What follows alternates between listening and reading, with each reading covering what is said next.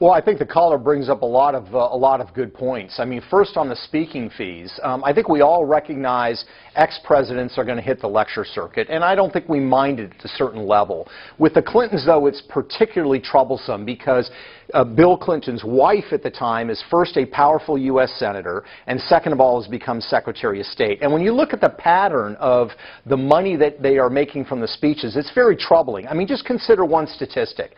Bill Clinton has been paid 13 times, a total of 13 times his entire speaking career, $500,000 or more to give a speech.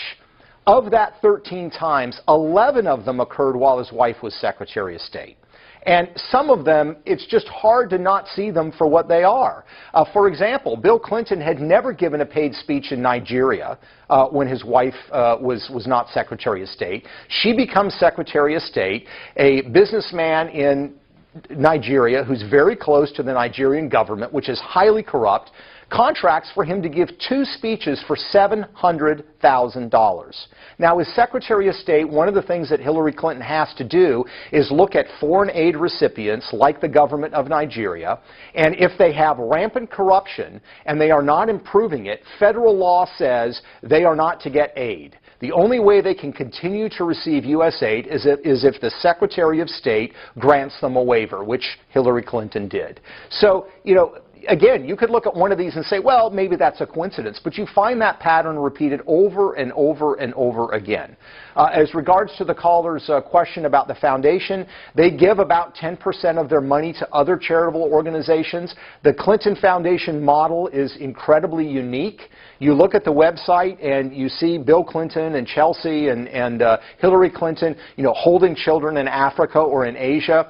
But the Clinton Foundation really doesn't do a lot of hands-on work with people in those countries. They partner with other organizations that do. They function kind of as a middleman, as it were. And the world needs its middlemen, but it's not like Doctors Without Borders or American Red Cross or some of these other organizations that are actually doing the hands-on work. The Clinton Foundation is more like a management consulting firm working in the area of charity. And this is the reason why, for example, a Charity Navigator, which is well regarded as an evaluator of charities, you can look online, they won't even rate the Clinton Foundation because of what they call its unique business model. And they've also been dinged by the Better Business Bureau because they lack internal controls as it relates to finances and governance, etc. So, I mean, there's some real problems there. Eugene's in Hickory, Kentucky. Please go ahead, Eugene.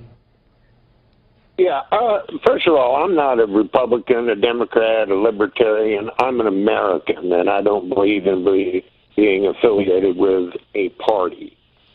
My question is, if you or I or any other average American were brought up or questioned by Congress and asked to give over information and we destroyed it,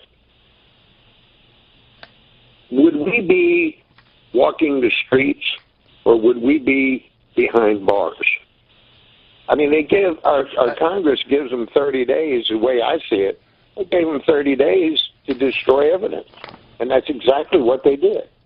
And if we did that, they'd come into our home. They wouldn't need. All right, Eugene. I think we got the point. Peter Schweitzer.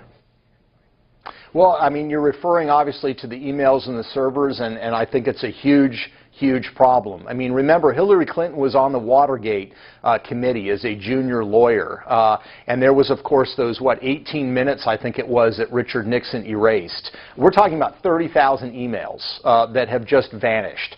On top of that, you have this additional problem, as I point out in the book, that Hillary Clinton, as a condition of becoming Secretary of State, this was something that President-elect Obama insisted on. They were required to disclose all the contributors every year to the Clinton Foundation. Very basic requirements. Hillary Clinton promised the same thing in her testimony before the Senate Foreign Relations Committee. Bill Clinton went on CNN and said, "We will have complete transparency." Well, as we were researching this book and went through Canadian tax records, we found out that, lo and behold, that's not true, that there were undisclosed donors, including the chairman of this Russian-owned uranium company who gave $2 million. Those donations don't show up on the Clinton Foundation website. It's now been acknowledged that there are more than 1,100 donors that have been non-disclosed, and I think that we are going to find that there are more. So think about this for a second. The President-elect of the United States, Barack Obama, you signed a written, sworn agreement with him that you are going to share you're going to share all the contributor information that you have annually on a basis as a condition for you taking the job.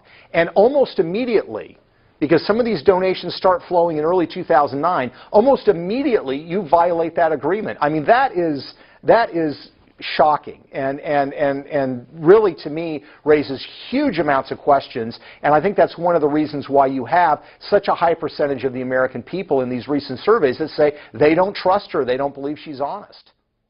Greg is